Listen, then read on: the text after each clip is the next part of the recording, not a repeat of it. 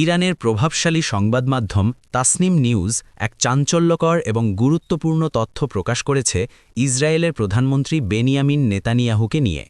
তাদের দাবি অনুযায়ী জেরুজালেমে খোদ প্রধানমন্ত্রীর দপ্তরে আঘাত হেনেছে ইরানের শক্তিশালী ক্ষেপণাস্ত্র।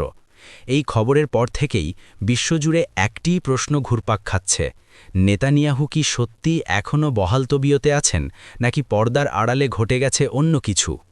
ইরানের ইসলামিক রেভলিউশনারি গার্ড কর বা আইআরজিসি সরাসরি দাবি করেছে যে তাদের খাইবার ব্যালিস্টিক মিসাইল নিখুঁতভাবে নেতানিয়াহুর অফিস ধ্বংস করেছে। এমনকি তারা ইঙ্গিত দিচ্ছে যে এই হামলার পর নেতানিয়াহুর বর্তমান অবস্থা বা পরিণতি এখন সম্পূর্ণ অনিশ্চিত। অর্থাৎ ইরান বোঝাতে চাইছে যে তাদের এই অপারেশন সফল হয়েছে এবং ইসরায়েলি প্রধানমন্ত্রী বড় ধরনের কোনো দুর্ঘটনার শিকার হয়েছেন। অন্যদিকে ইসরায়েলি পক্ষ থেকে নেতানিয়াহুর একটি ভিডিও বার্তা প্রকাশ করা হয়েছে, যেখানে তাকে সুস্থ ও স্বাভাবিক দেখাচ্ছে। কিন্তু এখানেই তৈরি হচ্ছে সবচেয়ে বড় রহস্য।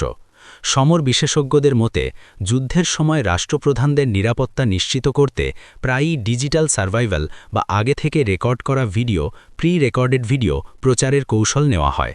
যদি নেতানিয়াহু সত্যিই কোনো নিরাপদ বাংকারে লুকিয়ে থাকেন বা গুরুতর আহত হন, তবে দেশের মানুষের মনোবল ধরে রাখতে এবং শত্রুপক্ষকে বিভ্রান্ত করতে এ ধরনের পুরনো ভিডিও রিলিজ করা মোটেও অস্বাভাবিক নয়।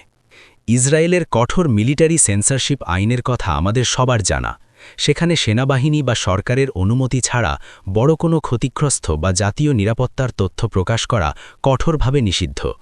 ইতিহাসের অনেক যুদ্ধেই দেখা গেছে বড় কোনো নেতার আঘাত পাওয়া বা মৃত্যুর খবর সপ্তাহখানেক পর্যন্ত ধামাচাপা দিয়ে রাখা হয়েছিল। আজ যখন ইরানের গণমাধ্যম দাবি করছে নেতানিয়াহু আর নেই, তখন ইসরায়েল কি সেই সত্যকে আড়াল করতে সেন্সরশিপের দেওয়াল তুলে দিয়েছে? ইরানের দাবি বনাম ইসরায়েলের নীরবতা, এই দুইয়ের মাঝখানে দাঁড়িয়ে সত্যটা হয়তো অনেক বেশি জটিল। নেতানিয়াহুর আজকের এই ভাষণ কি আসলেও বর্তমান সময়ের বাস্তব চিত্র, নাকি নিপুণ কোনো ডিজিটাল নাটক?